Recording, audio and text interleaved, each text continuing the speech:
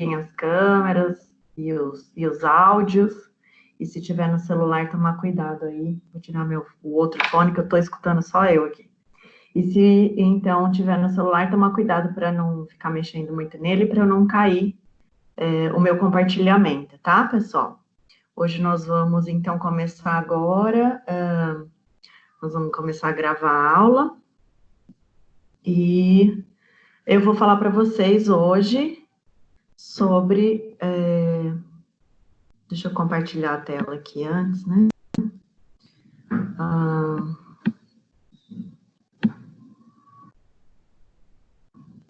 Aqui.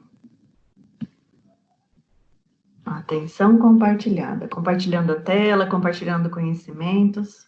E estamos na atenção compartilhada. Eu acho que está todo mundo olhando aí, está todo mundo conseguindo ver, já compartilhou a tela, tá ok? Ok, vamos lá. Então, hoje nós vamos falar aí da atenção compartilhada. E antes de começar a falar da atenção compartilhada, eu queria chamar vocês um pouquinho para refletir. O que seria a atenção compartilhada? O que a gente tem que observar? O que nós precisamos trabalhar? O que o indivíduo precisa apresentar quando a gente fala de atenção compartilhada, né? Se a gente for olhar aí nas relações humanas, começar desde a mais tenra idade, o bebê compartilhando olhares com a mãe na amamentação, compartilhando olhares com o pai, compartilhando a atenção quando o bebê chora, né?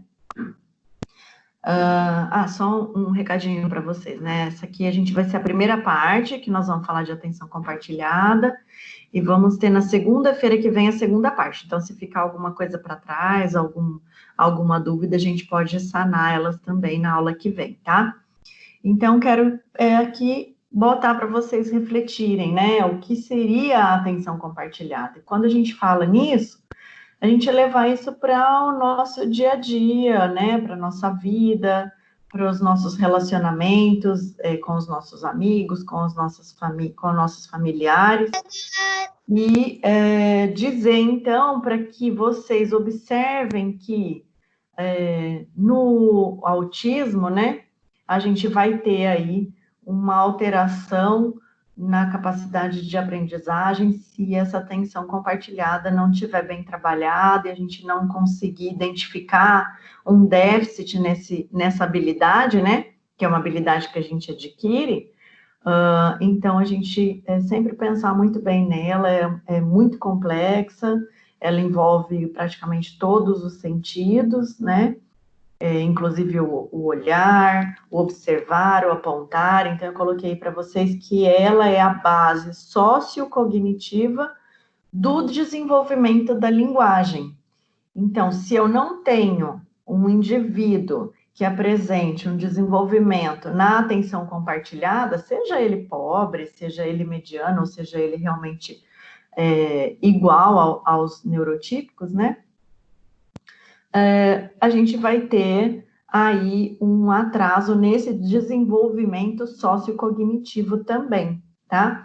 E quando a gente fala em atenção compartilhada, a gente precisa entender que ela acontece tanto quando a gente tem a iniciativa de compartilhar a comunicação, seja ela de qual forma for, corporal, visual, apontando ou de fala, ou até mesmo quando a gente vai compartilhar essa atenção em formato de resposta, tá? Então, obviamente que o uso do olhar é algo essencial quando a gente fala de atenção compartilhada. E como a gente tem falado aí nas aulas anteriores, o olhar, né, o contato visual, o observar o outro, observar o seu entorno, para o indivíduo que possui o transtorno do espectro autista é realmente muito mais complicado do que para um cérebro neurotípico como o da grande maioria da população. Então, observar sempre que, como nós temos um déficit muito grande no uso do olhar, por isso, então, que muitas terapias fazem um trabalho intenso do olha para mim, olha isso, e presta atenção, e chama aqui, chama ali, isso é trabalhar a atenção compartilhada, tá? Para que eu possa iniciar uma relação social, ou para que eu possa responder a uma relação social iniciada por um terceiro, eu preciso seguir essa pessoa com o olhar, né? E saber interpretar o que ela está fazendo, para que eu possa ter uma reação, uma resposta, ou uma iniciativa de atividade compatível, na verdade, desculpa, compatível com o que aquele indivíduo, com o que o outro está fazendo, né? Se o outro, seja o outro uma sala de aula, né? Seja o outro o meu professor, os meus amigos de sala, meus familiares, uma pessoa que transita pela rua, um animal que esteja ali. Gente, tem alguém com. Fechar. Um animal que esteja ali que eu queira interagir com aquele animal, se eu vou ao zoológico. Então, assim, tudo, essas atividades sociais em que nós estamos inseridos 24 horas no dia, elas demandam a atenção compartilhada, que é seguir o outro e saber o que ele está fazendo, para que eu possa entender se eu posso tomar a iniciativa, né? Se a iniciativa, qual é o tipo de iniciativa que eu vou tomar, qual é a iniciativa mais adequada, e qual vai ser a resposta que eu vou dar a partir da iniciativa que o outro tomou, a partir da atividade que o outro está fazendo ou está propondo, tá? Então, observem aí a importância gigantesca da atenção compartilhada. O quadrinho que eu coloquei para vocês aí, depois eu acabei abrindo um slide a mais aqui embaixo, e uma tela a mais, eu vou passar com vocês esse quadro mais a fundo, mas ele ficou aí mais para ilustrar. Então, como é que eu vou começar a trabalhar essa atenção compartilhada? Nós vamos falar de exemplos na próxima aula, mas, assim, de início, eu preciso envolver aquele indivíduo em atividades prazerosas, em atividades que ele já possui conhecimento, que ele já adquiriu aquela habilidade daquela atividade, né? Não a habilidade de atenção compartilhada, mas talvez a atenção naquela atividade que ele já desenvolveu e que ele adquiriu, ela fica um pouco mais aguçada, e então eu consigo compartilhar essa atividade com o indivíduo, tá? Então, envolver ele em atividades prazerosas vai ser essencial para a gente conseguir melhorar a atenção compartilhada, é o que a gente vem falando aí nas nossas aulas, é sempre tentar identificar quais são os objetos de desejo daquele aluno, né? Quais são os temas de interesse, quais são as atividades que ele mais tem facilidade, quais são as matérias que ele consegue desenvolver melhor, né? A gente tem aí, obviamente, no Brasil, o sistema de ensino é um pouco diferente, mas nos Estados Unidos nós temos escolas que desenvolvem altas habilidades, né, ou habilidades de alguns alunos em específico, e colocando totalmente de lado as habilidades que aquele aluno não tem. Então, quando ele é um bom atleta, eles vão desenvolver aquela habilidade daquele aluno, e vão, assim, obviamente, exigir que o aluno se esforce, mas quando ele tem uma deficiência, né, que seria o caso aí, o TEA, eles vão fazer um trabalho mais adaptativo das demais matérias, né, dos demais temas de interesse. Eles vão trabalhar mais especificamente essas atividades prazerosas. E eu tenho visto que nós podemos, sim, permear várias matérias, para que, utilizando um tema de interesse daquele aluno, eu possa introduzir outros temas que não são de tanto interesse, tá? Então, por exemplo, a gente usa aí, nas adaptações das matérias mais difíceis, histórias em quadrinho, fazer o problema de diversas formas, fazer ele através de desenhos, né? Tem algumas matérias, é óbvio que a gente vai ter um pouco mais de dificuldade para adaptar, mas existe a possibilidade de adaptar tudo. E sempre que possível, trazer um item dentro dessa adaptação que seja aquele item de interesse do indivíduo. Para quê?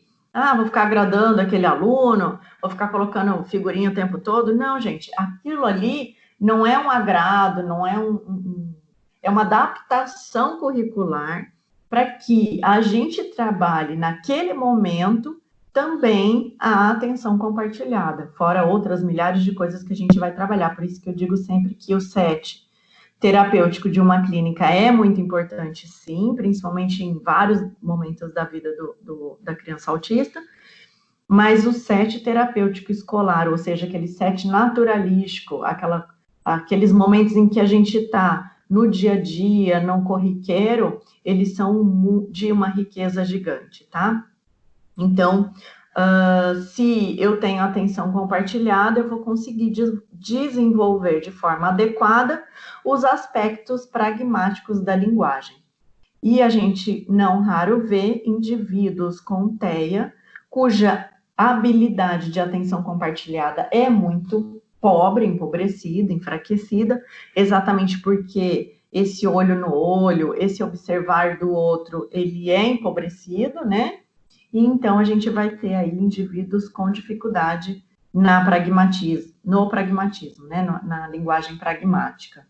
Então, aí a grande importância, né? De trabalhar essa atenção compartilhada e de tentar fazer com que esse aluno consiga interagir de uma forma menos complicada para o cérebro deles, né? A gente não está dizendo aí que vocês têm que descomplicar o tempo todo, tem muita coisa que a gente não vai conseguir fazer, mas observar a inexistência dessa atenção compartilhada e fazer aí algumas atividades que a gente vai propor com esse aluno, vai ser de suma importância, principalmente para facilitar esse contato aluno-professor, aluno-colegas de sala, e também para facilitar aí o desenvolvimento sociocognitivo dessa criança. Então, assim, a gente tem nas mãos uma ferramenta poderosa, né, para poder fazer com que esse indivíduo possa se desenvolver de uma forma mais tranquila. Então, é o que eu falei para vocês, que eu acabei abrindo um slide a mais, né, que quais são os aspectos da aprendizagem que devem ser considerados quando a gente tem um aluno com TEA. Aí a gente coloca, então, a atenção compartilhada como sendo um desses aspectos, porque ela é a capacidade para coordenar a atenção a um parceiro social, ou a um objeto, ou a um evento ou interesse mútuo, tá? A gente chama isso de simbolismo e linguagem. Então, nós temos uma ação social, que é a mãe ou a professora aí interagindo com o aluno, que é diferente quando a gente vê uma interação social, que é a professora interagindo com o aluno, ou seja, copiando uma coisa que ele faz, repetindo uma coisa que ele disse, respondendo a algo que ele perguntou, né? Então, a gente vê no primeiro momento aí uma criança mais nos seus pensamentos, né? Enquanto o interlocutor tenta buscar aí um contato, né? E num segundo momento a gente vê a interação social, tá?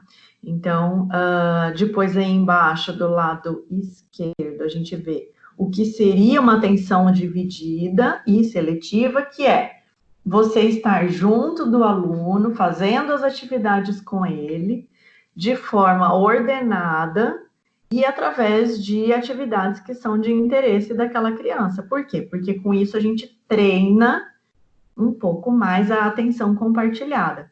E eu sei que em diversos momentos a gente pode adaptar atividades que vão ser feitas, né, que ao invés delas serem feitas de formato individual, a gente pode aí estar pensando em fazer atividades mais em grupo, em grupos de em duplas, né, desculpa, em duplas ou em três, né, e fazer grupinhos menores, obviamente para evitar aí a bagunça, mas aí fazer com que aquela criança que vai ser o par do aluno com TEA consiga dividir essa atenção, né? Possa exigir dele uma atenção, exigir dele uma participação e um compartilhamento aí de atividades, até mesmo de fala. Então, quando a gente vê aí atividades em grupos dentro de sala de aula, a gente entende que a atenção compartilhada está sendo trabalhada. Obviamente que em alguns casos a gente tem um autismo mais severo e ele vai precisar de um suporte muito maior de parte clínica.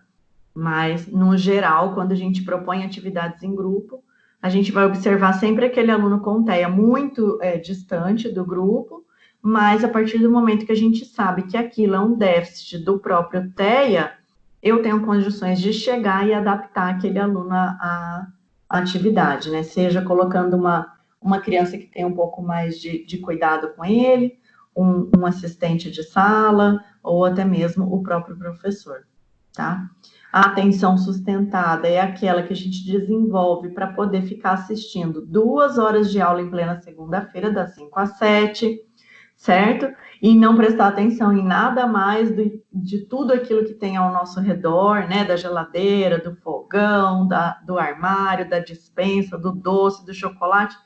Então, quanto tempo essa criança tem condições de sustentar a atenção para aquela atividade proposta. E isso é muito importante vocês conseguirem descobrir com o aluno de vocês, porque se a criança tem uma dificuldade de sustentar a atenção nas atividades que ela for fazer, e eu vou dizer assim, né, a gente tem que começar com aquelas atividades que são de maior interesse para esse aluno, então, obviamente, a gente não vai ter um aluno que lá nas séries seguintes vai conseguir manter essa atenção o tanto que fosse necessário para que ele obtivesse um processo de aprendizagem mais completo.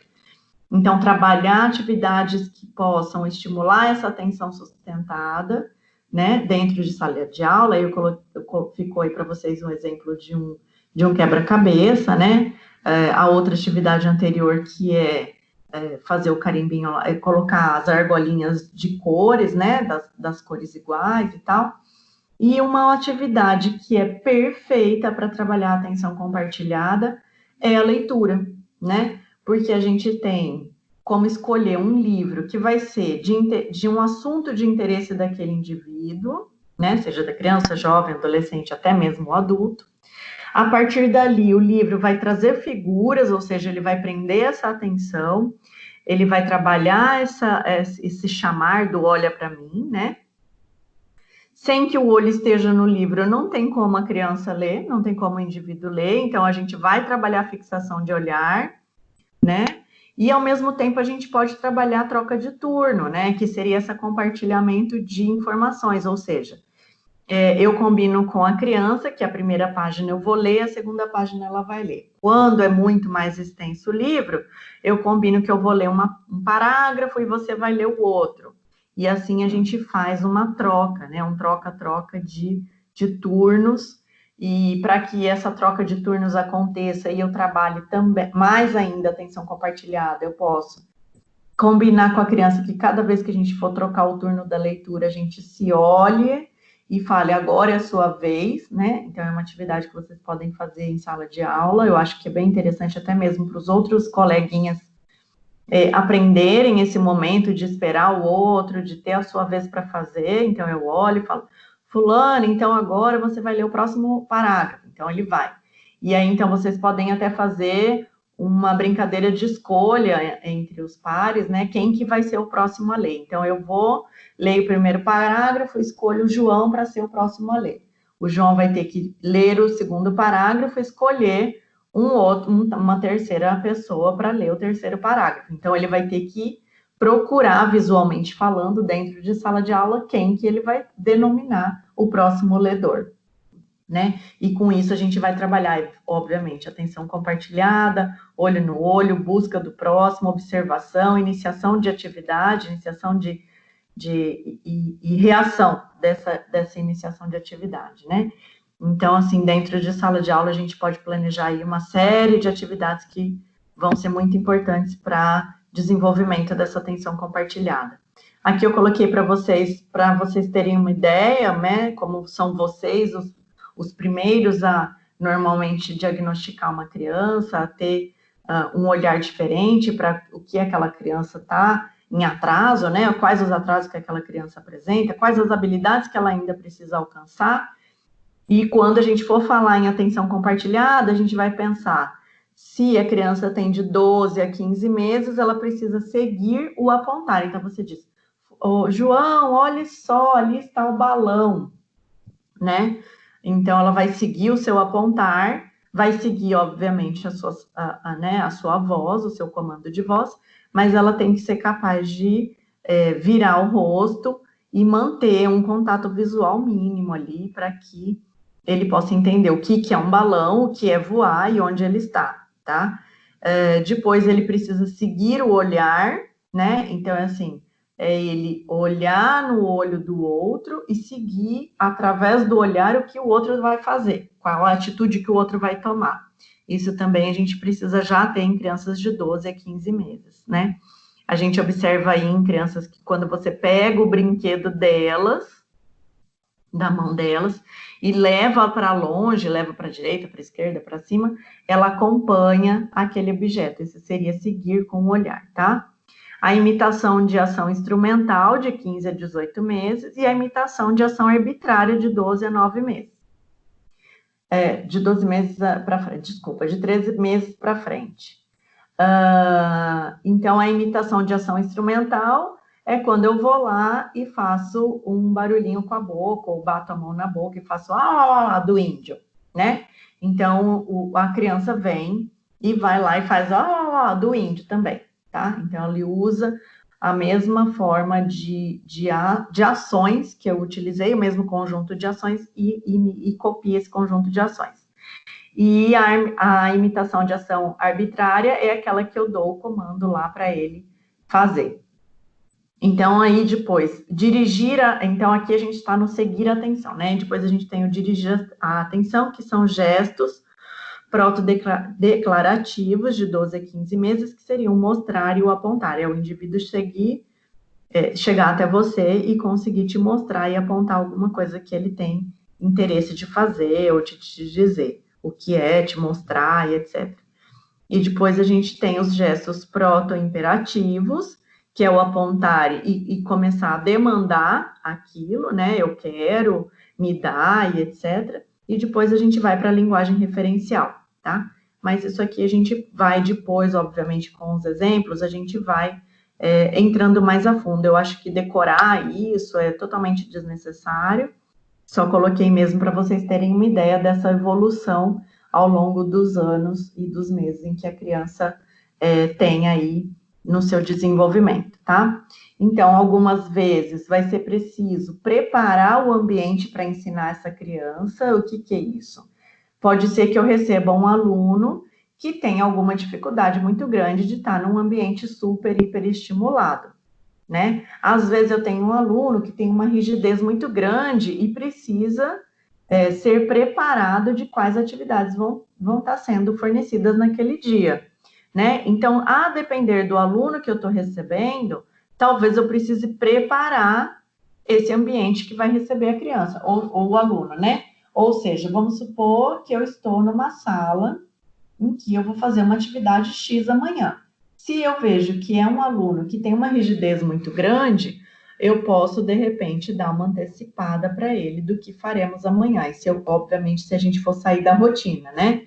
Então, no dia seguinte, a gente vai ter uma quebra de rotina, ao invés de ter aula de geografia dentro de sala de aula, a gente vai ter a aula fora, nós vamos explorar o pátio da escola, nós vamos explorar uma praça. Então, eu acho muito importante a gente observar que é possível a gente fazer adiantar, né? Fazer uma previsão de tudo aquilo que que o aluno vai passar no dia seguinte, para que a gente diminua extremamente esse processo de ansiedade.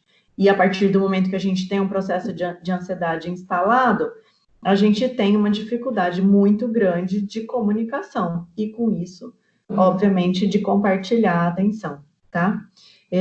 Se for preciso evitar a presença se for preciso, a gente trabalha, exatamente por conta disso, a gente precisa trabalhar esses comportamentos disruptivos, que são comportamentos que vão apresentar uma resistência às mudanças, né? Ou uma alteração de interesse, né? Então, se por acaso eu não pude adiantar o que a gente ia fazer hoje, então a gente vai ter que acabar Vamos supor, vou dar um exemplo. Então, eu vou passar um filme de alguma historinha. E aí eu vou e digo, olha, gente, amanhã nós vamos passar o filme da historinha X. E aí chega no outro dia, tá todo mundo muito ansioso e nós vamos passar o filme da historinha X. Você antecipou para aquele aluno que no dia seguinte a gente teria a historinha X, e ele ficou entendendo aquilo, ele ficou remoendo, muito provavelmente ele foi na internet, ele buscou sinopses daquela história, exemplos no YouTube, etc. Se por acaso a gente não conseguir passar esse filminho no outro dia todo, ou seja, eu vou ter que deixar esse filme para o dia seguinte, muito provavelmente, se eu tiver com algum autista, né, com algum indivíduo autista, que tem esse comportamento disruptivo por conta de uma rigidez, né, de uma resistência, de um interesse restrito, etc., nós vamos ter ali uma crise, né? E o que eu vou fazer com essa crise? Eu não vou reforçar, eu não vou dar atenção. Porque se eu tenho uma crise e eu compartilho a minha atenção quando ele teve aquela crise, muito provavelmente em situações muito parecidas, ele vai ligar o botãozinho da crise de novo, e você vai dar atenção para aquela crise, e aí a gente vai criar um mecanismo, né, em que essa criança aperta esse botão, entra em crise e ele é retirado da atividade, certo? Então, o que a gente pede, né, o que a gente recomenda é isso, para evitar a presença desses comportamentos disruptivos, às vezes é preciso a gente preparar esse ambiente. De que forma? Adiantando aí uma provável ruptura, né, do nosso combinado. Então, dizer, olha, nós temos 50 minutos de aula, nós vamos assistir o tal filme tem 50 minutos, então, muito provavelmente, nós vamos ter que dividir ele em duas partes, né? Então, quando você tem um autista muito irradiado nessa resistência, nesse interesse restrito, ele vai querer saber em quantos minutos que você vai parar, mas é 30, é 35, é 20, é 10, é 15, quantos minutos você vai passar? Então, se você tiver como, você passa essa informação para o aluno. Se você não tiver como, ou se você achar que é um aluno que vai conseguir lidar com aquela ruptura, eu acho que essa troca ela pode ser um pouco mais empobrecida, então você dizer, olha, vamos ver como é que vai ser amanhã, tá?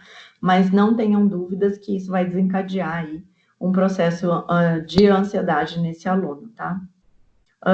Então, o que eu vou fazer para não reforçar e não dar atenção, né? Se eu for chamar a atenção do aluno para a atividade e ele está em crise, né? Eu vou simplesmente deixar que ele fique na crise e continue a atividade, ou tiro ele dali daquele ambiente até ele se acalmar. Agora, se eu quero que ele saia da crise e venha, né, para a atividade que eu estou propondo, o que eu vou fazer? Eu vou tentar chamar a atenção dele, né? Mesmo que eu esteja vendo que ele está entrando numa crise, ele está hiperventilando, ele está numa situação desconfortável, eu vou tentar fazer contato visual dele com algum objeto de interesse, né? Então, se é um papel e uma caneta, se é um carrinho, se é uma boneca, então eu busco chamar a atenção daquele aluno para a atividade que eu quero, utilizando objetos de interesse, tá? E aí eu faço a tentativa de chamar a atenção daquela criança com o objeto de interesse. E com isso a gente está trabalhando também a atenção compartilhada, tá? Se eu não consigo chamar a atenção daquela criança com o objeto de interesse dela, o que eu posso fazer? A gente vai precisar aí de um trabalho um pouco mais intenso, que é seguir a liderança da criança. O que é isso? É fazer o que a criança está fazendo. Então, você se observa o que a criança está fazendo, planeja uma ação. Você pode, vamos supor que a criança está desenhando e não está prestando a mínima atenção no filme que você está passando. Então, você se senta perto dela, pode sentar do lado dela, pode sentar na frente dela, observar o que ela está desenhando, né? Se você souber o nome do personagem, porque muitas das vezes a gente não sabe, né? E dizer, olha, mas eu também sei desenhar esse personagem, você quer ver e não sei o quê, mas a gente pode fazer essa atividade daqui 5 minutos para que você possa prestar atenção no meu vídeo, né? Então, você comunicou visualmente com ela, comunicou de forma oral, você fez uma troca, né? Você compartilhou a sua comunicação, você compartilhou a sua iniciativa e você está esperando aí que a criança tenha a iniciativa dela, né? E muitas das vezes a gente vai conseguir essa iniciativa positiva, o que é muito legal, porque isso é um treino de troca de compartilhamento de compartilhamento de atenção. É para frente aqui, desculpa. Então, a gente vai trabalhar, obviamente, com esses indivíduos que têm uma inflexibilidade mental muito acentuada, né? Então, autistas adultos relatam que, para que eles possam ter essa flexibilidade mental, precisa ser muito bem conversado antes, eles precisam conversar com o interlocutor, observar e tentar entender que aquilo não vai ser o fim do mundo, né? E aí essa inflexibilidade vem no pacote do autismo. Eu acho que é muito difícil a gente encontrar um autista cuja flexibilidade mental seja considerada típica, né? Aí a gente vai encontrar as vontades, né? A partir das vontades, as mudanças que vão ter que ser feitas, e essas mudanças vão gerar frustrações e dificuldade no compartilhamento, porque a partir do momento que eu estou frustrado, eu não tenho condições de expressar o meu sentimento, de expressar aquilo que eu quero. E eu estou sabendo que aquilo que eu quero e o meu sentimento, eu não estou conseguindo fazer, não estou conseguindo pegar, não estou conseguindo desenhar, né? O filme acabou no meio, ninguém me falou que ia acabar no 47,5 minutos, né? Então eu entro naquela crise, tá? Porque a minha vontade foi quebrada e eu tenho uma inflexibilidade mental, tá? A gente vai ter aquela criança que vai bloquear totalmente a atenção de qualquer outro distrator, ou seja, ela gosta do carrinho. E ela vai ficar brincando com o carrinho por horas e horas. E muito provavelmente ela não vai observar o que está acontecendo no entorno de sala de aula dela, tá? Então, são crianças que vão bloquear totalmente a atenção, né? E com isso, obviamente, a gente não vai ter compartilhamento de olhares, de fala, de iniciativa, de resposta, porque elas estão muito concentradas no hiperfoco, né? O que é o hiperfoco que a gente fala? São focos de extremo interesse que pessoas com autismo desenvolvem.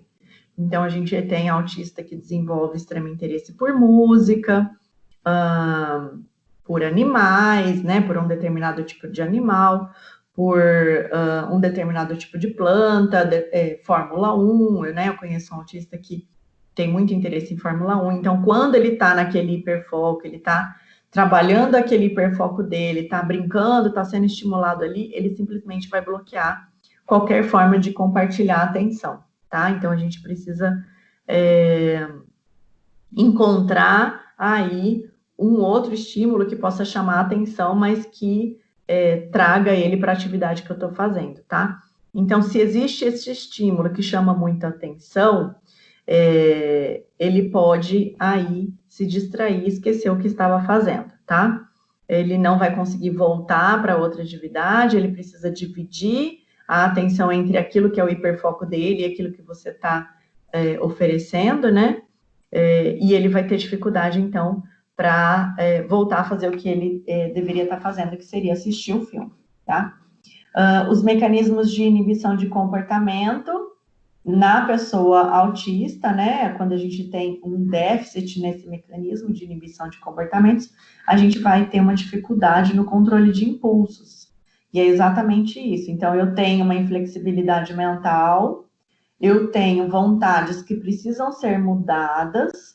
Uma criança, né, um indivíduo que vai bloquear a atenção de qualquer outro distrator, seja ele você, professor, seja ele a atividade, né, porque elas vão se manter muito concentradas e hiperfocadas, né, e se tem um estímulo que chama muito atenção, ele vai se distrair de você e vai esquecer o que estava fazendo e não vai voltar para a sua atividade. E se por acaso ele achar que aquilo não deveria acontecer, né, de você chamar, dele ter que parar, dele ter que voltar para outra atividade, a gente vai ter uma dificuldade no controle dos impulsos desse indivíduo, e aí reações das mais diversas, tá? Mas a gente precisa ter sempre em foco que, na verdade, não é porque o indivíduo quer sair quebrando tudo, gritando, falando não, se jogando, batendo a cabeça na parede. É porque ele tem uma dificuldade em flexibilizar tudo isso, tá? Então, coloquei ali para vocês um exemplo quando o aluno está desenhando. Então, tá lá em sala de aula e o aluno está desenhando e você está passando a matéria. E eu quero que e você quer que ele faça a atividade, né? Eu vou precisar chamar a atenção desse aluno para uma outra coisa, antes de chamar a atenção dele para a minha atividade. Ou, se eu conseguir, eu unir a atenção da outra coisa para a minha atividade. Então, você pode chamar, você pode chegar bem à frente dele, fazer aquele esquema que eu falei para vocês de imitar o que ele está fazendo, chamar a atenção dele para você, ou seja, tirar ele do hiperfoco, que seria o desenho, colocar a atenção dele para você, e aí então você oferecer uma outra coisa que vai chamar a atenção dele, e aí então desenvolver aquela atividade que você estava pretendendo desenvolver com aquele aluno, tá? Então, tá aí que eu coloquei para vocês. Eu posso entrar na atividade, né? O que eu vou fazer para chamar a atenção daquele aluno? Entrar na atividade do aluno primeiro, antes que eu queira que ele entre na minha, antes que eu consiga isso, né? Eu sento na frente ou do lado dele, né? Porque com isso eu vou favorecer o contato visual, e o contato visual é essencial para a nossa comunicação acontecer, né? Aí seria presto, desculpa, gente. Presto atenção no que ele está fazendo, né? Observo. E usando frases curtas, ou poucas frases, ou onomatopeias, ou sons engraçados, né? Porque lembre-se, esse indivíduo ele tem dificuldade na comunicação e na linguagem, no pragmatismo. Eu vou imitando o que ele está fazendo, né? Você vai ser um parceiro de atividade para depois você propor a troca. Então, você senta lá, vamos supor que ele está desenhando um passarinho. Aí eu digo, passarinho, piu-piu, e bato as asas, né? Tipo assim, então eu me comuniquei, olha, eu vi que você está brincando com um passarinho, eu também posso ser um passarinho, né? E você pode, então, imitar o que ele está fazendo, se ele está voando com o passarinho na mão, etc., para depois, então, você conseguir propor e realizar uma atividade, tá? Uma outra atividade, vamos dizer assim. Então, aí, para propor ou realizar uma atividade, é preciso antecipar, que é o que a gente falou aí com o exemplo do vídeo, né, do filme. É preciso sentar e ficar em pé, então você precisa que essa atenção compartilhada esteja trabalhando toda a parte proprioceptiva daquela criança e fazer com que o aluno possa entender os comandos da atividade que você está propondo, tá? E logo depois que você percebe que ele entendeu alguns comandos, ele não precisa estar vidrado em você, nem o tempo todo ligado em você, isso aí você vai dar momentos de descanso, né?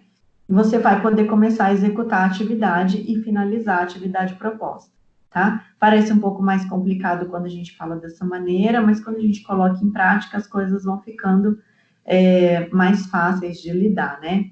Esse antecipar, tentar fazer comandos curtos, né, usar onomatopeia, lembrar que essa criança tem uma dificuldade na comunicação, que ela não vai compartilhar essa comunicação com você de forma tão autônoma quanto as outras crianças, e que, de repente, você vai precisar dar um auxílio físico, ou uma dica física, ou até mesmo uma dica verbal para que a criança volte a atenção para você, né? Então, você pode dizer, João, olha para mim, né? E aí, então, você dá o comando curto, você diz que você está vendo aqui que ele está brincando, você diz que você gostaria de propor uma outra atividade, e assim vai, tá? Então, nesse sentido que a atenção compartilhada é tão importante, porque você vai buscar o aluno de dentro da atividade de máximo interesse dele, de dentro do hiperfoco dele, fazendo o quê? Se igualando a ele, fazendo a mesma atividade que ele, certo? E a partir do momento que você faz a mesma atividade que ele vai compartilhar a atenção com você. Por quê? Porque você está ali na troca, né? Na troca de olhares, mesmo que ela seja muito pobre, na troca de toques, né? E na troca de comandos, tá bom?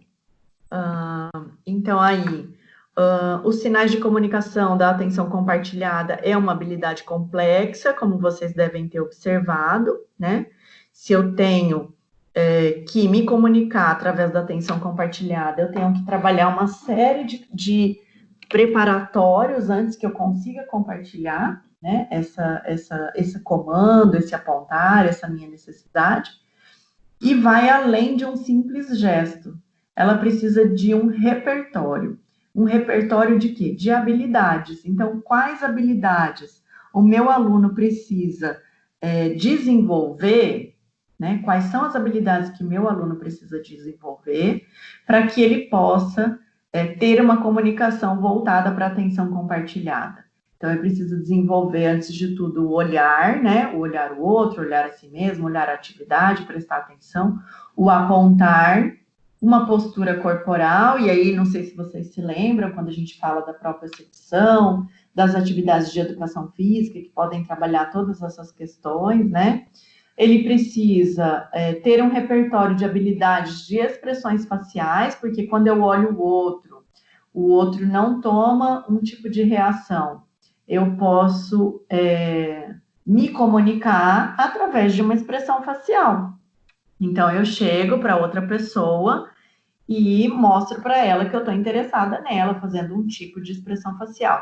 E mostro que eu estou interessada na matéria, né, no material que ela está me passando, na atividade, quando o meu olhar está ali voltado, né, minha expressão facial está voltada para aquela atividade, tá? É preciso um repertório que possa monitorar a reação do outro e do seu comportamento. Então, eu vou monitorar se o outro está fazendo uma cara de triste, qual vai ser a comunicação que eu vou compartilhar com aquele outro. Se o outro está fazendo uma cara de bravo, qual vai ser a comunicação que eu vou compartilhar com aquele outro. Então, a depender da observação, ou seja, do monitoramento da reação do outro, eu vou ter ou não aí a possibilidade de entender qual é o tipo de comunicação e atenção compartilhada eu vou precisar para interagir com aquele indivíduo, tá? E aí eu tenho que monitorar o meu comportamento também, né? Para eu entender se eu estou observando o que é certo, se eu não estou observando, eu estou hiperfocado lá nas minhas coisas mesmo, não quero nem saber, né? E é preciso também uma habilidade que se refere ao interesse em incluir o outro na sua experiência social com continuidade e variedade. O que é isso? É eu estar dentro de sala de aula, eu, aluno, a professora está lá na lousa dando a matéria, né? E eu quero desenhar, eu não quero assistir a matéria. Mas aí o professor vem, conversa comigo, desenha um pouquinho comigo, até de repente ela pode ver qual é o desenho que eu estou fazendo e tentar incluir esse desenho lá na atividade que está sendo proposta, né? E só que o autista ele não vai ter essa habilidade de incluir o outro na sua experiência social. É o outro que vai precisar vir, né, perto do autista e se incluir na sua experiência social. Mas a partir do momento que a gente trabalha essa comunicação, né, de atenção compartilhada, essas habilidades elas vão aflorando, tá bom, gente? Por isso que quando a gente se deparar com um aluno que tem essas dificuldades, não desanimem, né? E com o tempo, essa habilidade da atenção compartilhada, essa habilidade que está intrinsecamente ligada à atenção compartilhada, ela vai se modificando e vai se desenvolvendo, tá? Então, a gente precisa entender também que a experiência social ela tem que ser contínua e variável, né? Porque a cada momento, em um piscar de olhos, a gente tem uma variedade dessas experiências sociais, né? Porque num determinado momento estávamos todos nós indo para as escolas, assistindo aula, vai para o recreio, volta para casa, convive com a família, vai viajar para um lugar, vai viajar para a praia, né? E, de repente, a gente teve uma variação dessas experiências sociais em que nós temos muito dos nossos movimentos restringidos pelo vírus, né? Então, a criança com autismo, né, o indivíduo com autismo, ela vai ter um pouquinho mais de dificuldade para entender que essa variedade de experiências sociais, ela acontece de forma aleatória, tá? Eles vão querer entender o porquê, vão querer entender como, e a partir do momento que é possível e eu consigo explicar o porquê e o como, a gente vai perceber aí uma diminuição da taxa de ansiedade gigantescamente falando, tá? Então, o que acontece quando existe a falta da atenção compartilhada, né? Eu até coloquei uma imagem meio borrada aí, e coloquei essas carteiras duplas, que eu acho que, assim, para uma criança de inclusão é muito importante ter uma outra criança que possa estimulá-la, mas, ao mesmo tempo, eu acho que é riquíssimo quando a criança que não tem deficiência também tem a oportunidade de ter esse compartilhamento, ter essa possibilidade de estar estudando com uma criança com deficiência, tá? Então, elas podem parecer distantes, por quê? Porque se eu não compartilho olhares, se eu não tenho uma postura corporal, eu vou parecer que eu tô lá no mundo da lua, né? Tanto que quando a gente está, às vezes, em algum lugar e fala, você acorda, você está onde, né? É terra chamando. Então, é bem por aí. É por quê? Porque você bloqueou a atenção compartilhada, entendeu? Então, assim, se eu não tenho atenção compartilhada, ou a minha atenção está voltada para algo que é de muito interesse meu, né? A gente às vezes se perde aí nas redes sociais, a gente vai parecer distante, e isso acontece com o indivíduo com autismo com um pouco mais de frequência, tá?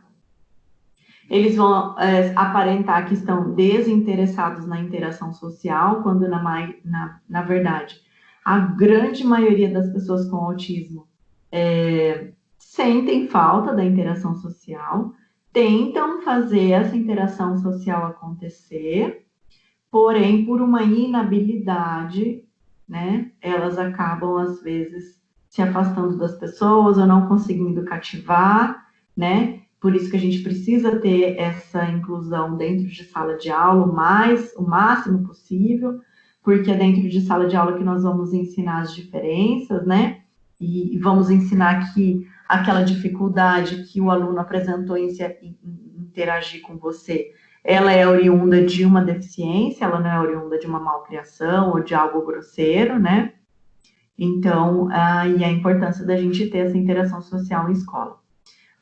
Algumas vezes vai assumir essa postura silenciosa, né, ou parecer distante, podem ficar retraídos, apresentar comportamento de esquiva, ou seja, quando você vai lá conversar com aquela criança, ela, tipo, sai fora, ela não interage, e aí ela se passa por malcriada, mas na verdade é porque ela não tem essa habilidade adquirida e ela prefere, então, ficar mais sozinha, mais alienada, mais no silêncio, mais distante, para que ela não se desregule, né? Então, muitas das vezes essa fuga por conta da falta de treinamento dessa atenção compartilhada que é tão necessária para eles, tá? E para nós, óbvio. Isso vai dificultar sobremaneira a descoberta de si mesmos, né? Porque eles não vão conseguir entender o que está acontecendo com eles, né? Nem com o corpo, nem com as reações que eles têm. Então, aí a gente vai precisar ter um pouquinho mais de paciência quando a gente estiver na frente desses indivíduos, né? Entender que para eles é difícil eles entenderem qual é o tipo de reação, que aquele tipo de reação que eles estão tendo não é uma reação adequada, né? Vai dificultar na descoberta do outro como agente intencional, né? Não vai aprender por identificação e imitação, porque se eu não tenho atenção compartilhada, eu não consigo identificar o que o outro está falando, muito menos imitá-lo, certo? Não vai conseguir assimilar formas elementares de comunicação. Quais são essas formas elementares? São as formas que não exigem muita complexidade para que você possa se comunicar. Então, a gente tem aí, né, as mulheres reclamando demais de que os homens são difíceis de entender as entrelinhas, né, e tal. As mulheres querem que o homem adivinhe as coisas. Então, no caso do autista, ele realmente vai ter essa dificuldade muito aparente, né? Ele não vai conseguir... Desculpa. Eu vou tomar uma aguinha aqui, que hoje tá bem sequinho aqui em Ribeirão. Então, eles não vão conseguir assimilar quando eu tô magoado com alguma coisa que ele fez, quando eu tô muito bravo com alguma coisa que ele tá fazendo, ou quando eu tô num posicionamento de alegria, né? Vai ser muito mais difícil quando essa atenção compartilhada ela não é trabalhada, né? Com o indivíduo com autismo. Então, essas formas elementares de comunicação, de repente, um não com o dedo, um não com o rosto, um sim com o rosto, um gesto de que vem até aqui, né? Quando a gente faz assim com a mão, vem cá, né? Então, às vezes, você vai acabar lendo que aquela atitude do aluno de não vir quando você chamou é uma atitude mal criada, ou que a criança, que o aluno não quer vir, etc., quando, na verdade, ele não conseguiu assimilar aquela forma de comunicação que você está usando. Então, de repente, seria interessante mudar essa forma de comunicação e, a partir daí, você conseguir fazer com que o aluno realize a atividade que você pretende, tá? No caso de crianças que são mais comprometidas, a gente usa as figurinhas também, né? Do tipo, pode usar uma figurinha com o nome da criança e apontar para ela, pode usar uma bandeirinha, pode usar um sinal de positivo, e aí vai da comunicação que vocês podem construir junto a esse indivíduo, né? Ai, desculpa. Então, aí, essa falta de atenção compartilhada vai impedir ou vai prejudicar a comunicação das próprias intenções desse indivíduo autista, né? E com isso, o que vai acontecer? Se eu não comunico as minhas intenções, de repente eu vou e faço aquilo que eu quero fazer, né? Então, de repente, você tem aquele aluno que sai da carteira e vai para o banheiro sem pedir a licença para sair de sala. Ou que vai ali e sai de sala de aula sem comunicar. Então, a gente vai ter essa dificuldade, por quê? Porque aquele indivíduo tem uma alteração, né, tem um déficit na atenção compartilhada. Obviamente que vai ter uma dificuldade gigantesca de compreender os demais, né? Principalmente porque nós temos indivíduos autistas que são muito literais, por conta daquela rigidez, daquela inflexibilidade mental. E a partir do momento que a comunicação vai ficando cada vez mais complexa, né? Porque se a gente observar as crianças muito pequenas, tem uma comunicação mais empobrecida, né? Voltada mais para o choro, para o puxar você, para o apontar. E a partir do momento que a gente vai complicando, né? Vai acrescentando formas de comunicação diferentes, né? Conforme os anos vão se passando, essa dificuldade da criança autista em compreender os demais vai aumentando, a não ser que a gente trabalhe aí formas de comunicação voltadas para aumentar a atenção compartilhada, tá?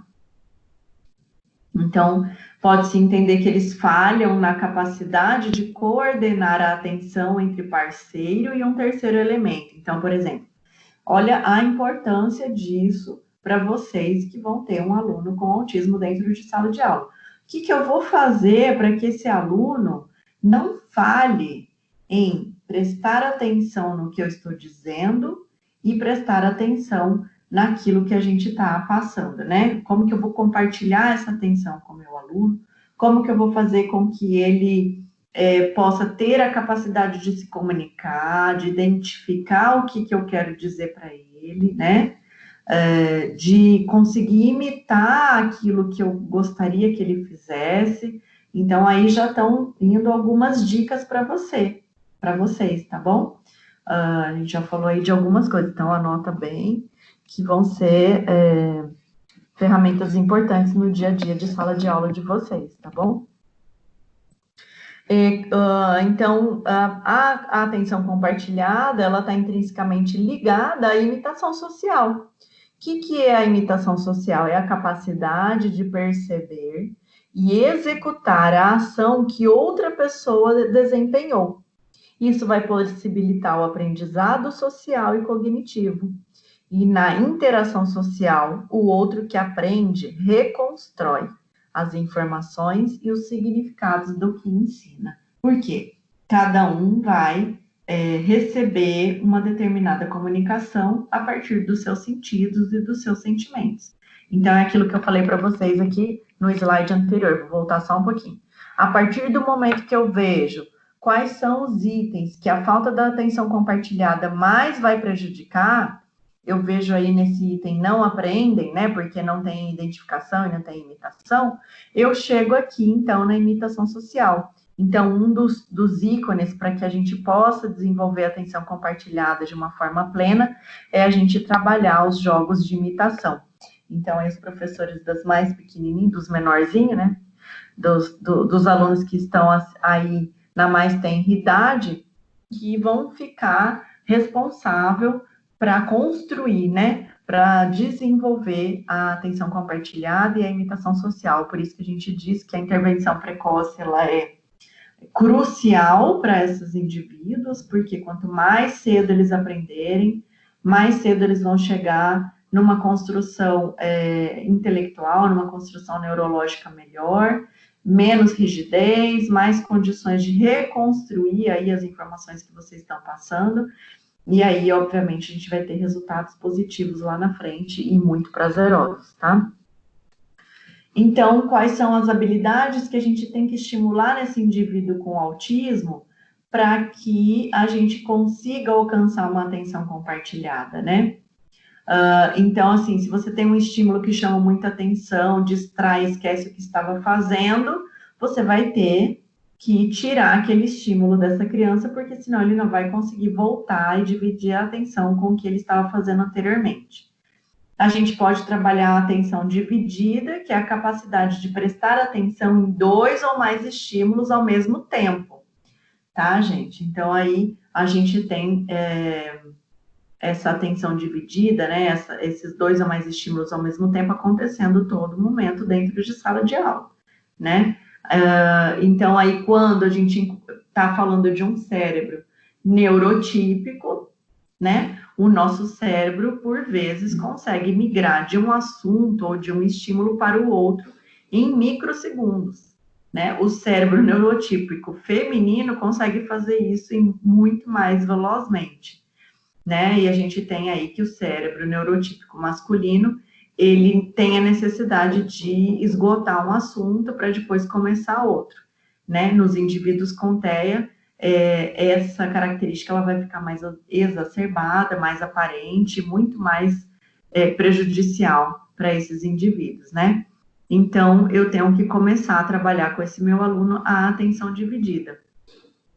A atenção dividida trabalhada, ela vai permitir que o indivíduo iniba um distrator, né? Ele, como, por exemplo, quando a gente está assistindo a aula e tem um monte de barulho ao nosso redor. Então, eu estou inibindo a audição e volto para a atenção anterior, ou seja, para prestar atenção na aula. Então, o recreio bateu lá fora, eu estou dentro de sala de aula, ainda terminando o videozinho lá, e aí a criança autista tem que ser treinada para inibir esse distrator do recreio lá de fora e tudo mais, e continuar com a aula como as outras crianças, tá? A gente vê isso também como uma ansiedade em crianças que não têm TEA, tá? Mas é por aí que a gente tem que trabalhar. E as crianças que bloqueiam a atenção de qualquer outro distrator, que ficam concentradas em hiperfoco. Acho que até a gente falou disso ali no slide passado, então eu já me adianto um pouquinho para falar novamente com vocês o que seria essa atenção compartilhada, que ela ocorre quando 2 pessoas dividem o interesse em um mesmo objeto ou atividade, tá? A gente pode ter lá, então, a criança, o aluno autista dentro de sala de aula, eu faço a proposta de uma atividade em grupo, e aí esse indivíduo, ele vai ter que procurar quem que vai fazer o par para ele, né? E vai ter que dividir as atividades que foram propostas, ou seja, olha, eu faço a cabeça do boneco, você vai fazer as pernas e o fulaninho vai fazer os pés, né? E o tronco a gente faz junto. Então, essas trocas, né, que a gente observa no dia a dia de escola, elas são riquíssimas exatamente para trabalhar essa atenção compartilhada. Ela é caracterizada por contato visual, ou gestos de apontar, tá? Uma ótima atenção compartilhada é caracterizada por frequentes trocas de contato visual do objeto para a pessoa. Então, a gente tem aí aquele aluno que está assistindo a aula, mas está ali rabiscando o caderno com os seus desenhos, ao passo que o aluno que está olhando para o caderno, olhando para a lousa, olha para o caderno, olha para o amigo e comenta alguma coisa, esse indivíduo, ele está muito mais, assim, agindo com a sua atenção compartilhada, tá bom? Com a sua atenção dividida, ele está dividindo a sua atenção entre um objeto e a pessoa. O indivíduo com autismo vai demorar um pouquinho mais para chegar nesse nível de atenção compartilhada em que ele pode desligar daquilo que ele está fazendo e se ligar ao outro, né, ao objeto ou à atividade. Então, a atenção compartilhada é dividir a atenção, compartilhar o objeto, um estímulo. Buscar a atenção ou a opinião do outro. Então, eu posso chegar e dizer para a professora e buscar a opinião dela. Então, a atenção compartilhada perpassa por isso também. E mostrar ou entregar sempre com o objetivo de participar a outra pessoa no que ele está fazendo, tá?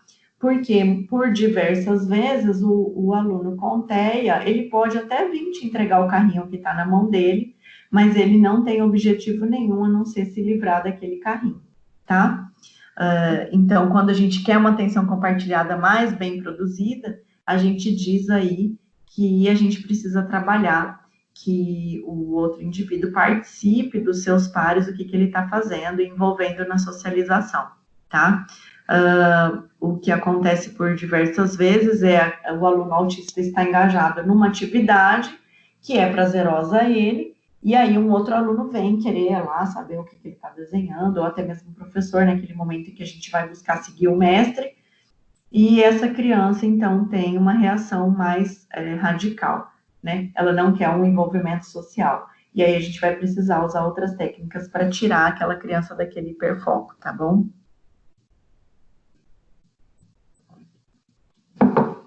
Tomar mais um pouquinho de água. A gente precisa estimular as memórias que estão armazenando comandos no cérebro e repetir tudo isso na escola, né? Então, se eu vou e ensino o aluno como é que ele tem que fazer para participar de uma atividade na educação física, quanto mais eu repetir, né? Mais eu repetir, mostrar, olha para mim aqui, eu vou te ensinar como é que vai pular a corda, como é que vai passar dentro do bambolê, e aí você faz, e você ajuda ele fisicamente a passar dentro do bambolê, etc. Então, conforme você for estimulando essa atenção compartilhada, né, mostrando o objeto de estímulo, tomando a atenção daquele aluno, ensinando, mostrando, entregando, fazendo a troca, mais você vai ter armazenado no cérebro dessa criança os comandos, para que, num segundo momento, quando ela estiver vivenciando aquela atividade novamente, ela não vai precisar de comando algum. Ela já vai estar atenta àquilo que você está dizendo, né, às regras que você está passando, e, ao mesmo tempo, ela vai conseguir, a partir da atenção que ela tomou com relação às suas ordens, fazer o objetivo que você tinha, né, fazer a atividade que você tinha por objetivo.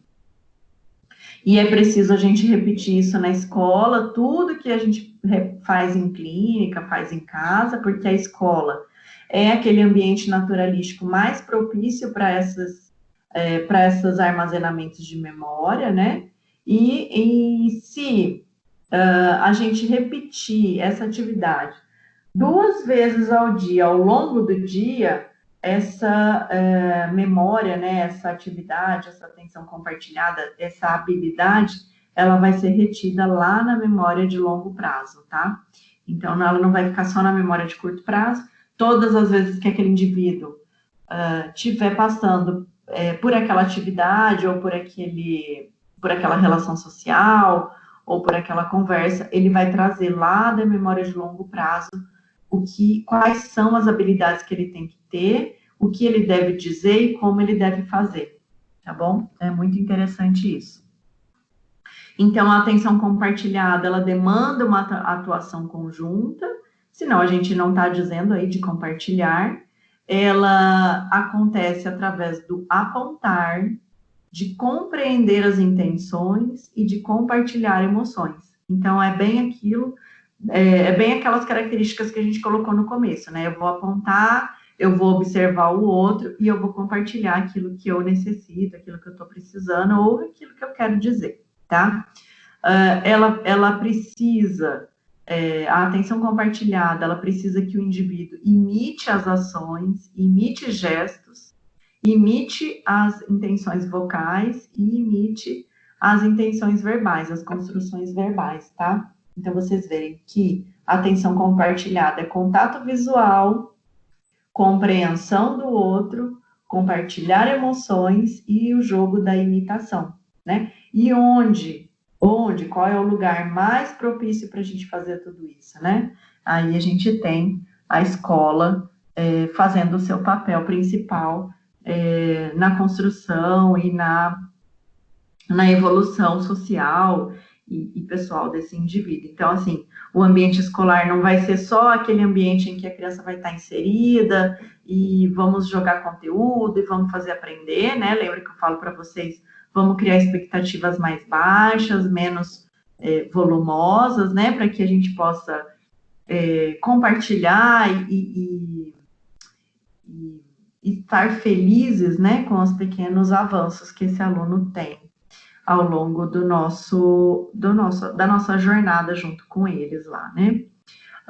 Então, a gente tem aqui, eu trouxe para vocês uma frase da Francesca, que é uma terapeuta, né? Que trabalha com autismo. Ela diz: se as pessoas com autismo não têm habilidade para pensar sobre pensamentos, tanto os seus como os dos outros, então elas são como estrangeiros em uma terra estranha, porque o mundo em que habitamos é um mundo social.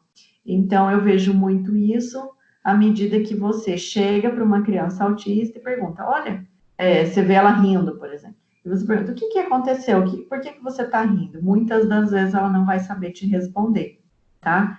Porque ela não vai conseguir saber o que ela estava pensando para que ela pudesse estar rindo daquele jeito. E aí, obviamente, para ela observar isso no outro vai ser muito mais difícil, né?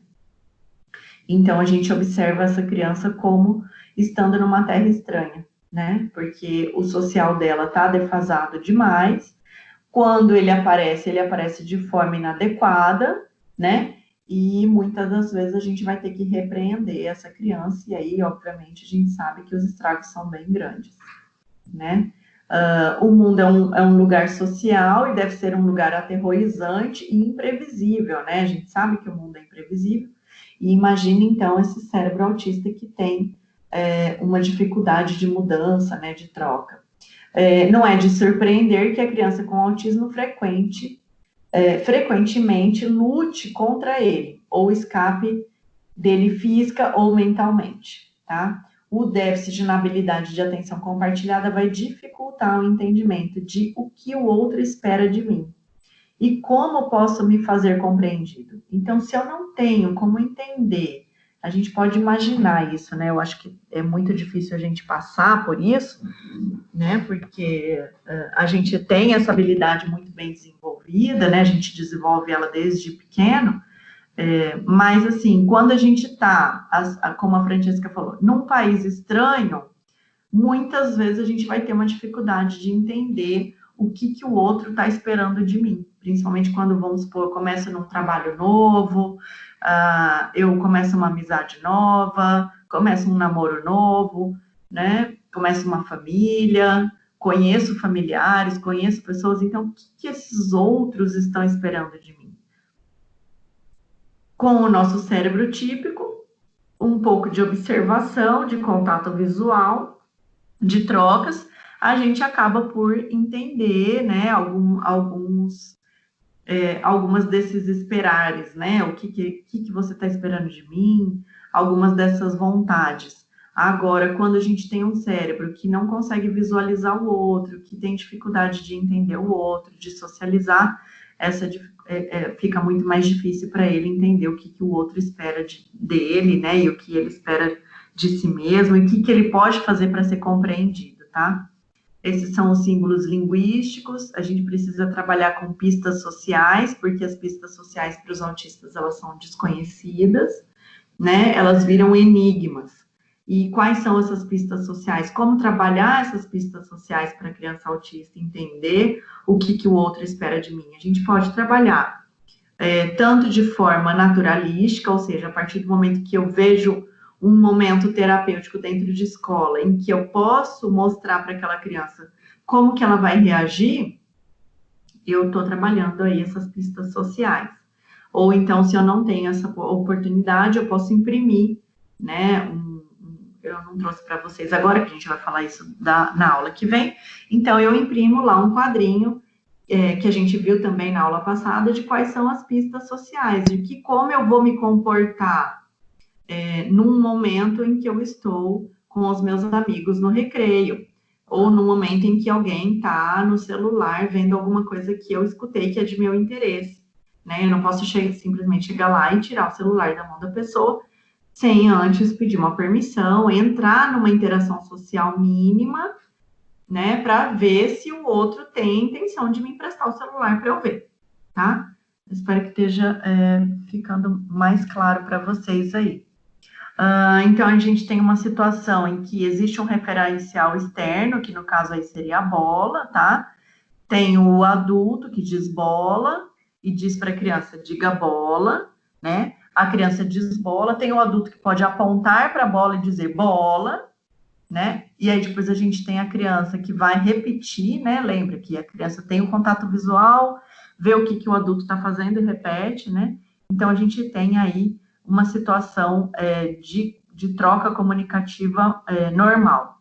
Então, esquema da interação criança-adulto em um quadro de atenção conjunta. A criança percebe o referencial externo, que no caso aí é a bola, percebe o adulto percebendo o mesmo referencial externo, e como que a criança vai saber que o adulto está vendo a bola também? Ela teve contato visual, não é mesmo, gente? Então, ela olhou e viu que o adulto, mesmo que seja por segundos, né, por frações de segundos, então ela olhou, ela viu que o adulto estava olhando para aquele objeto, que aquele objeto é a bola, né?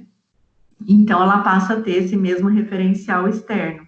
Percebe o adulto, né? Percebe o referencial externo, percebe o adulto e percebe o adulto percebendo o referencial externo que ela percebeu. Então, assim, ficou meio complicado, né? Muito percebeu, mas é mais ou menos isso. É difícil quando a gente não está em sala, que eu não posso apontar para vocês, né?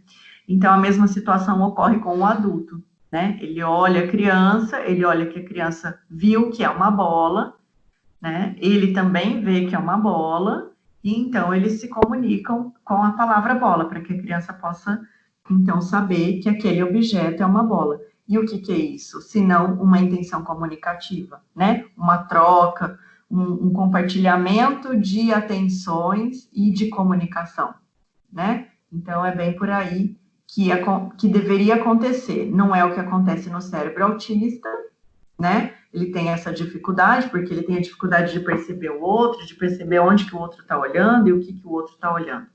Mas é mais ou menos aquilo que a gente precisa treinar essa criança. Então, eu posso usar a bola como um referencial externo e fazer com que aquela criança compartilhe comigo esse referencial, né? E aí depois eu posso ir acrescentando. Então, no primeiro momento eu compartilho o olhar, eu digo é a bola, eu aponto, aí eu pergunto para a criança, mostra a bola, né? Ela vai e aponta. Então, a partir desse momento, eu vou ter aí uma pessoa que reservou na sua memória qual é a atitude que eu tenho que fazer quando eu estou à frente de uma bola. E da mesma forma, você pode ensinar ela a chutar, a jogar e etc. E aí, depois, com o tempo, isso obviamente fica mais natural, tá? Vou falar um pouco para vocês, obviamente, de uma consciência fonológica, que ela precisa existir quando a gente está falando de atenção compartilhada, porque se eu não tenho a consciência de como eu vou dizer, de como as palavras são ditas, de como eu vou fazer essa troca, né, de comunicação, então a gente vai estar difícil de controlar a capacidade desse indivíduo de compartilhar a atenção, tá? Então, a consciência fonológica é a capacidade e habilidade de quê? De parar, de perceber o que o outro está falando, de analisar o que o outro está falando. Então, vocês veem, quando vocês têm uma criança muito agitada, vocês falam, para um pouco para poder prestar atenção, né? Ou então eu digo, nossa, agora eu estou numa correria, eu não vou conseguir prestar atenção no que você está me dizendo, né? Então, eu vou parar. Eu tenho que parar aquela atividade que está me tirando a atenção. Eu vou perceber o que o outro está querendo me dizer, ou seja, eu preciso ter aquele referencial externo, e no autismo a gente sabe que é difícil, né? Eu preciso analisar, né? De repente, se aquela pessoa está brava, se ela está alegre, se ela quer continuar brincando, se ela não quer, se ela já está cansada, né?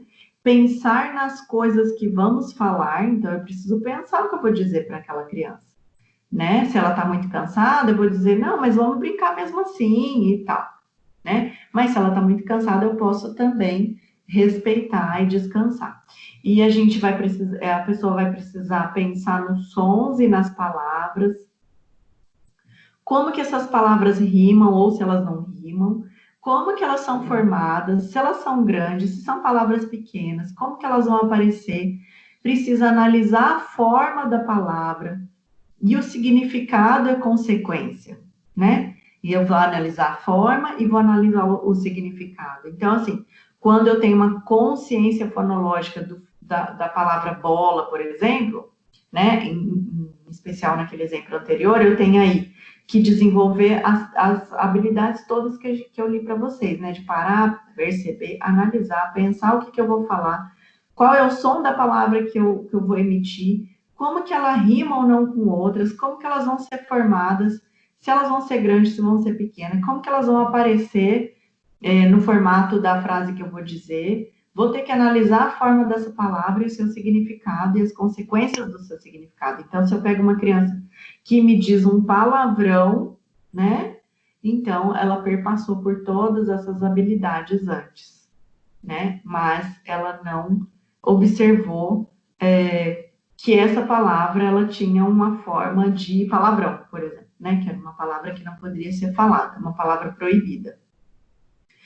Então, ao falar bola, eu falo uma série de sons, são vários sons, com consequências, né? Porque eu posso dar uma entonação bola, né? E isso significar que eu quero a bola, ou significar que eu quero que me aponte onde está a bola, ou que vá lá buscar a bola que está lá longe.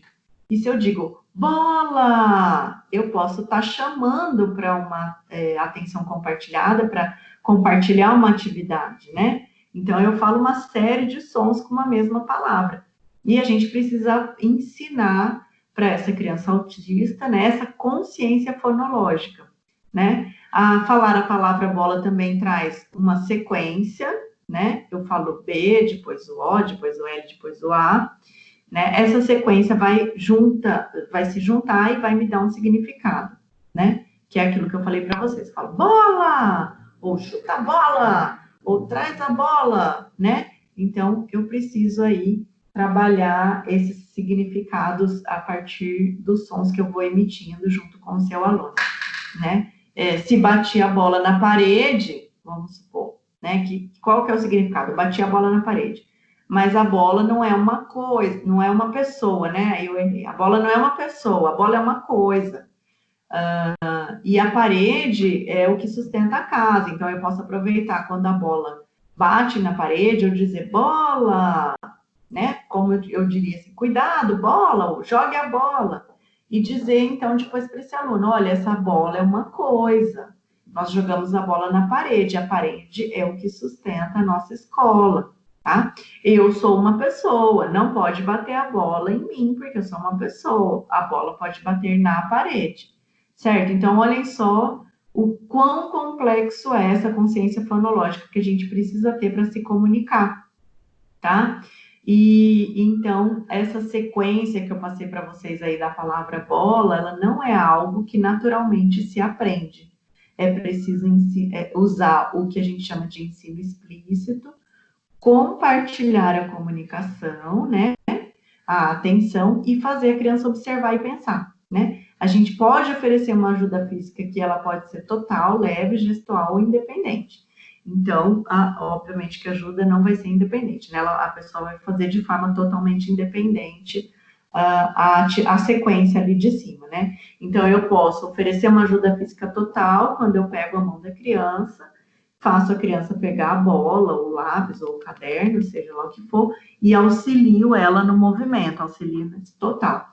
Enquanto eu estou fazendo esse contato físico, nesse momento seria muito importante a gente ter um videozinho, que aí eu passava para vocês e ficava mais fácil. Então, eu chego até a criança e chamo, Pedro, olha para mim. E se o Pedro não olha, eu puxo, então, o pescocinho dele para ele, assim, o queixo, né? Para ele olhar e ter o contato visual comigo.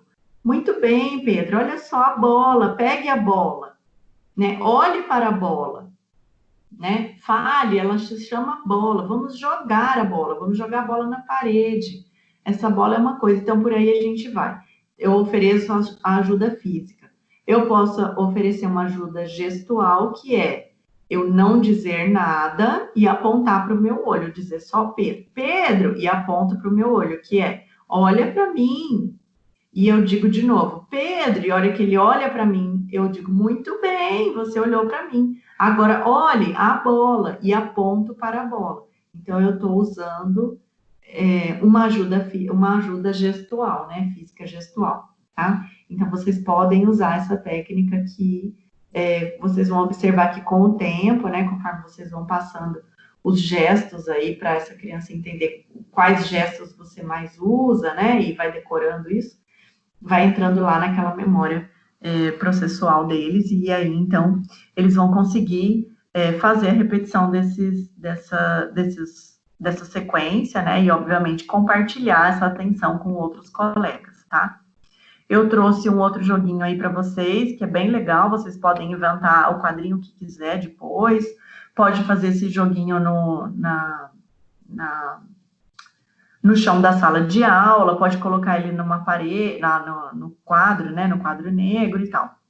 Então, são atividades que a gente vai emitir comandos, vai ter necessidade de contato visual e vai ter necessidade de fazer uma atividade, ou seja, de iniciar uma atividade. Então, eu vou lá no primeiro quadro, o que a gente tem? O laço, então tem a palavra L, vamos fazer um laço, ou então tem uma caixinha lá que tem os objetos, busca para mim o laço, né? Então, eu vou aumentar o repertório, não, e por aí a gente vai, né? Não vou ler todos os quadrinhos para vocês, que vocês podem ir inventando aí. Quando a gente está no limão, a gente levar a fruta, aproveitar para ensinar as cores, o de pular, o leão, a luta, a família, gaiola, borboleta, até chegar no fim, tá? Então, em cada figura do jogo, dessa trilha, né, você tem aí um som do L, por exemplo, que você vai trabalhar. Faça uma frase com cada figura que você pensar. Então, você pode falar uma frase com o laço, ou buscar o laço, cortar o limão, colocar uma figura do lago para a criança colocar, né, complementar, e aí vai da imaginação de vocês. Mas esses quadrinhos, assim, de sequências, né, em que a gente tem que fazer, o aluno tem que interagir com a gente, não tem jeito, que a gente vai estar trabalhando essa atenção compartilhada também, tá? Trouxe um outro exemplo aí para vocês, para as crianças menores, né? Você pega o desenho, depois põe a palavra, separa em sílabas, né? A gente põe sapo, depois separa sa e pô, e depois a gente separa em letras, S-A-P-O. E a gente pode trabalhar aí essas fonéticas, né? Essa consciência fonológica a partir dos desenhos das palavras que a gente vai ensinar.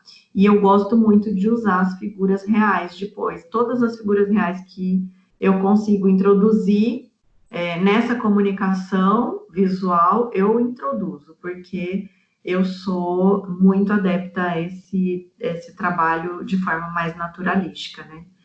Mesmo porque o Gabriel já tem uma idade mais avançada, e as crianças com as quais eu tenho um contato, elas são crianças já dessa idade do Gabriel, de 12 anos, então, quando a gente tem uma criança que não tem essa consciência fonológica, a gente precisa trabalhar, e tem uma idade, né, mais avançada, a gente precisa trabalhar as figuras num formato mais real possível, tá? A aquisição dessa consciência fonológica É uma habilidade precursora da alfabetização, é perceber os sons, vocês sabem muito mais do que eu sobre isso. E, assim, utilizar as figuras e a palavra inteira, a palavra separada e as letras vai auxiliar muito nisso, né? Nessa percepção dos sons, que o S mais o A mais o P mais o O vai dar a palavra sapo, tá?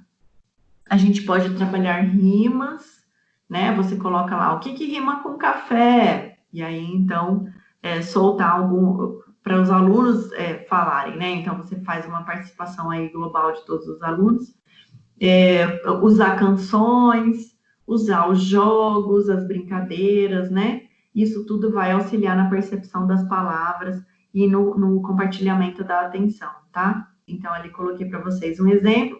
Vocês podem brincar. O que rima com leite? Né? E aí, se a criança não souber, se for uma palavra um pouco mais difícil de se rimar, ou depois da rima a gente não tem mais opções, né? Que às vezes o aluno não consegue rimar o som, mas ele vai saber falar coisas que ele usa para fazer e tomar o leite. Então, ele pode dizer, vocês podem alterar a brincadeira para quais as palavras que a gente usa com leite? Ah, Nescau, colher, copo, xícara, café da manhã, né? E com isso você vai aumentando esse repertório perceptivo, né? Essa aquisição da consciência fonética dessas outras palavras que vão trabalhar junto com aquela palavra que você deu de exemplo, né? Que seria o leite, tá? Então, a gente trabalha também o significado e não só as rimas.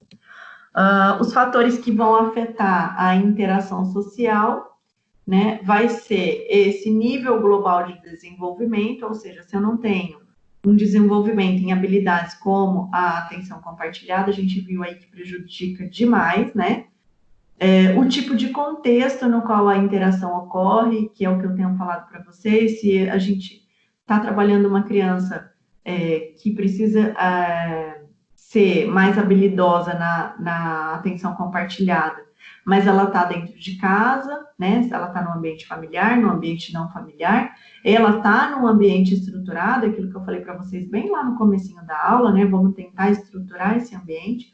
Ou ela está num ambiente naturalístico, em que eu tenho todas as distrações do mundo, né? E a partir do momento que eu tenho uma criança que eu vou começar a trabalhar com ela, eu já recomendo que a gente trabalhe com esse ambiente estruturado, a princípio, para que você tenha a atenção dessa criança, né? E num segundo momento você pode começar, obviamente, e a gente deve fazer isso, né?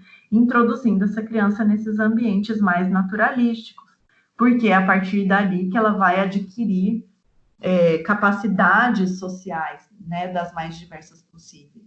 Então, a capacidade de atenção compartilhada, ela está sutilmente presente nesses indivíduos, né? A variação da sua presença vai depender desses itens acima. Se ela está desenvolvida, se o seu desenvolvimento de habilidades globais está, assim, bem avançado, ou se, e dependendo do contexto em que ela está inserida, né?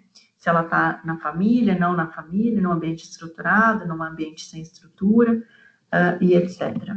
Então, desta forma, o que sabemos hoje é que os indivíduos com TEA apresentam dificuldades nessas habilidades, né? Ponto. Tendo dificuldade na descoberta de si mesmo e do outro como agentes intencionais, eles não vão conseguir aprender, né?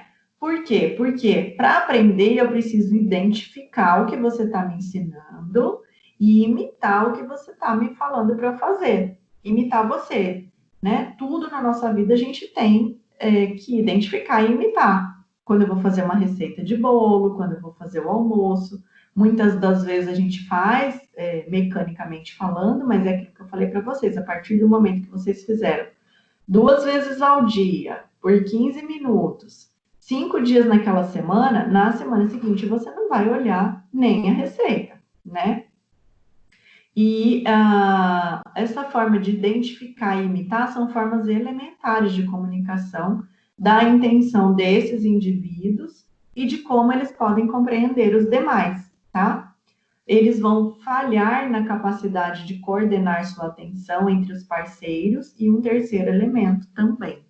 Então, vamos supor que a gente está em sala de aula e você quer que o seu aluno esteja participando da sua atividade, ou seja, que a atenção do seu aluno esteja conseguindo ser compartilhada com a atividade que você propôs.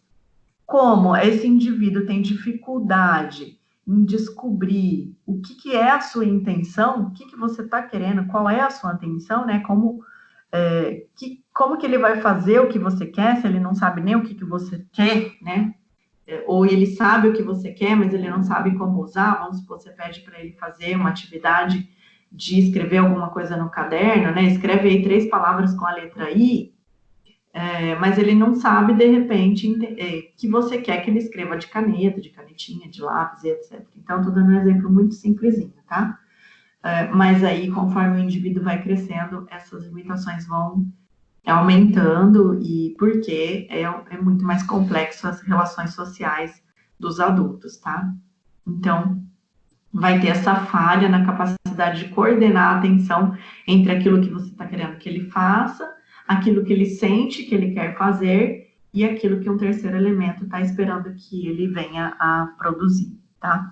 Eles utilizam sinais de comunicações básicos, né? O autista vai utilizar sinal de comunicação muito básico a partir do momento em que ele não tem esse treino, né? Então, são as famosas birras, os gritos, se debaterem, saírem correndo. Então, essas são formas de comunicação muito básicas. Por isso que a gente falou bastante lá nas 2 aulas passadas sobre as formas de comunicação, né? Hoje a gente está aprendendo um pouquinho mais sobre essa troca, né? Sobre essa comunicação que a gente chama de atenção compartilhada, tá?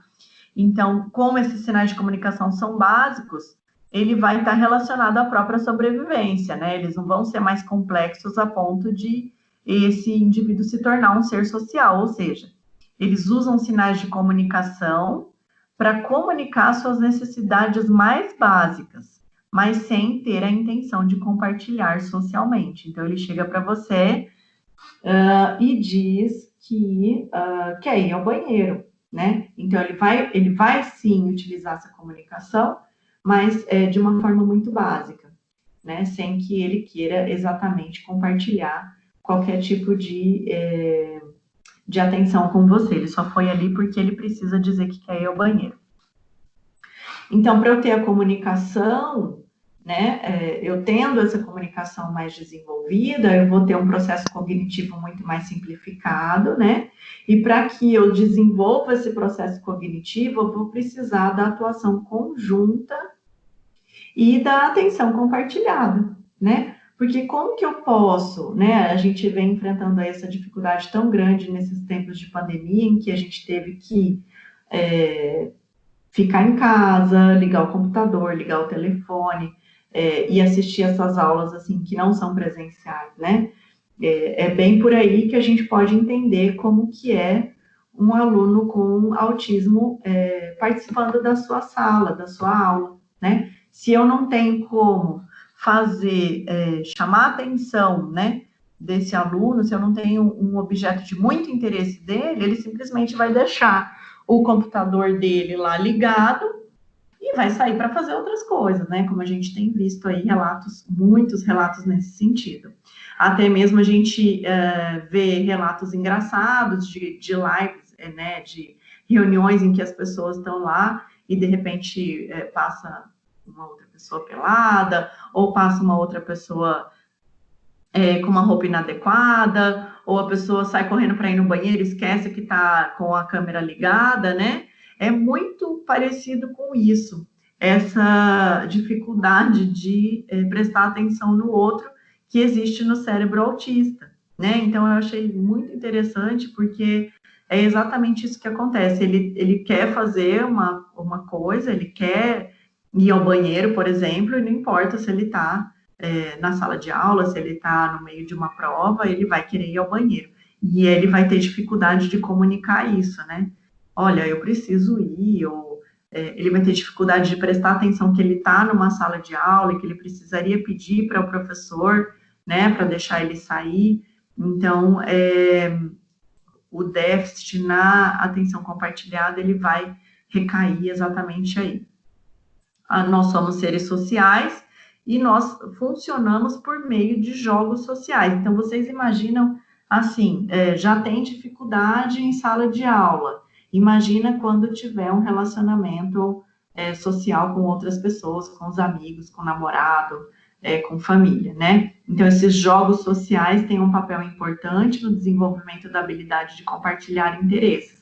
Então, quando possível, né, a gente pode usar o set de sala de aula para que a gente possa treinar esse aluno nesses jogos sociais. Então, fazer teatrinho, ensinar algumas coisas, ou quando a criança não consegue entender por via de comandos orais, a gente ter as PECs lá, né, desses jogos sociais, dessas dicas sociais, para que a gente possa construir com a criança o que a gente pretende ensinar para ela ali naquele momento.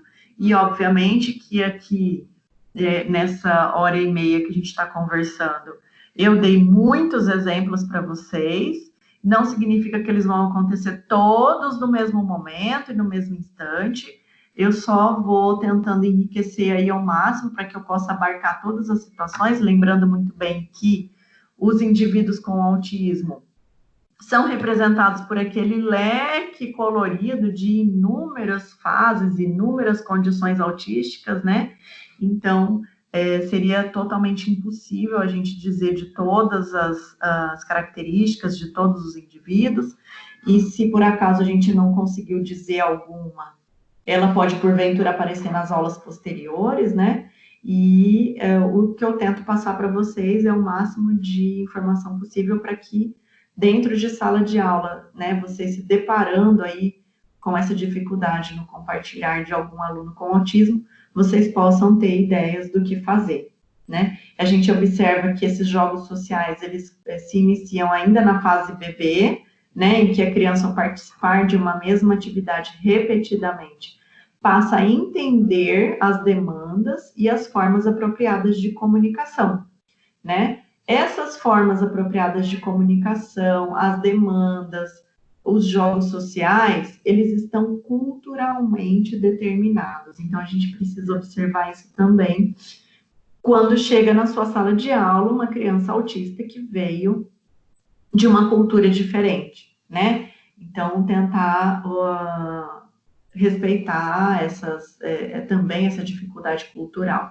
tá? Então, o bebê vai participar dessa atividade e ele imediatamente vai começar a decorar como demandar, né? Inicialmente com o choro, posteriormente com o apontar e depois introduzindo a fala, né? Quais são as formas apropriadas de comunicação? Ela vai entender que se ela chorar e eu socorro ela, toda vez que ela chorar eu vou socorrer, então ela nem vai falar para que isso, mas a partir do momento que ela chora e eu não socorro, eu tenho condições de ficar esperando um pouquinho mais até que ela aponte o que ela quer, né? Obviamente respeitando a evolução da idade, são atividades assim, que vão ser requeridas para um determinado momento. Então, vocês vão observar que as atividades sociais são inúmeras, né? E a partir do treino, né, da repetição dessa atividade, é que a criança autista, o seu aluno autista, vai começar a te dar sinais positivos de que ele entendeu, ele compreendeu e ele se apropriou daquele tipo de comunicação e ele se apropriou de qual é a comunicação, qual é a atividade que ele vai usar um tipo ou outro de interação social, tá? A gente tem intencionalmente tomar banho, mamar, trocar, a comunicação entre a repetição, né, dessas atividades vai facilitar a comunicação intencional, que é vou lá e tomo banho, vou mamar, vou trocar a fralda, e a atenção compartilhada vai ser primordial para o desenvolvimento da capacidade simbólica, tá? Porque, como eu disse para vocês, é aquela que eu tenho que observar, e eu tenho que avaliar, eu tenho que analisar, e eu tenho que escolher qual vai ser a forma de comunicação mais apropriada, simbolicamente falando, tá? A qualidade da atenção compartilhada tem um papel especial para o desenvolvimento da linguagem. 6h43. Bom, os gestos, então, de apontar, alcançar, mostrar e dar os objetos são os gestos que a gente vai usar para desenvolver essa atenção compartilhada, tá? Entre esses gestos todos, são os gestos que a gente fala que são gestos de indicação, né?